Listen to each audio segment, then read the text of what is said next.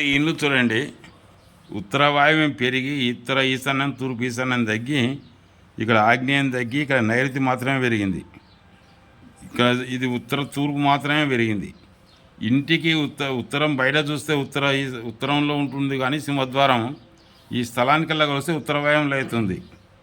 Friends, ఈ ఇల్లు చూడండి, నైరుతి మాత్రమే పెరిగి తూర్పు ఉత్తర ఈశాన్యం ఉత్తర వాయువ్యం పెరిగి తూర్పు ఉత్తర ఈశాన్యం తగ్గి ఉత్తర వాయువ్యం పెరిగి తూర్పు ఆగ్నేయం తగ్గి నైరుతి మాత్రమే పెరిగినది. దాని తోడు ఆగ్నేయంలో ఈశాన్యం తగ్గుతూ తూర్పు మాత్రమే పెరిగింది. ఇటు ఆగ్నేయం ఈశాన్యం తగ్గుతూ తూర్పు మాత్రమే పెరిగింది. ఇక్కడ ఆగ్నేయం తగ్గినప్పుడు ఇది నైరుతి పెరిగినది. సింహద్వారం చూడడానికి ఉత్తర సింహద్వారంలా ఉంటుంది, కానీ ఇంటికల లెక్క వేస్తే ఉత్తర వాయువ్యం అవుతుంది. ఇంటికి తూర్పు ఉత్తర ఈశాన్య వీధి పోట్లు ఇస్తుంది. ఇది తూర్పు ఈశాన్య వీధి పోటు, ఇది ఉత్తర ఈశాన్య వీధి పోటు ఇస్తుంది.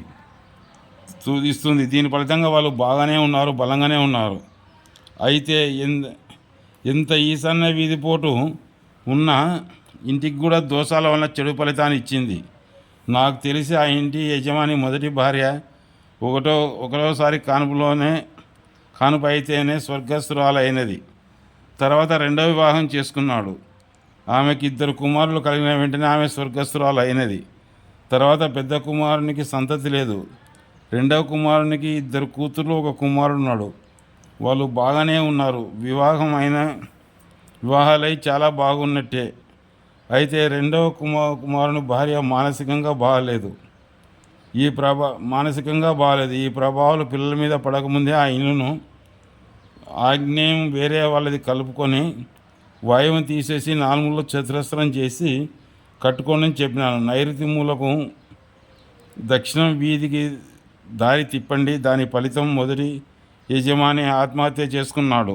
రెండవ కుమారుడు చిన్న వయసులోనే స్వర్గస్థుడైనాడు. రెండవ కుమారుడు వ్యసనానికి బానిసై చిన్న వయసులోనే స్వర్గస్థున్నాడు. కాబట్టి ఈ నైరుతికి దానికి ఇక్కడ దారి పెట్టుకోండి, ఇక్కడ బంద్ చేయండి అని చెప్పినాను. ఇక్కడ ఈ ఆగ్నేయం ఇట్లా కలుపుకొని ఈశాన్యం ఇది తూర్పు తీసేసి ఇక్కడ పెట్టుకోండి అని చెప్పి వచ్చినాను.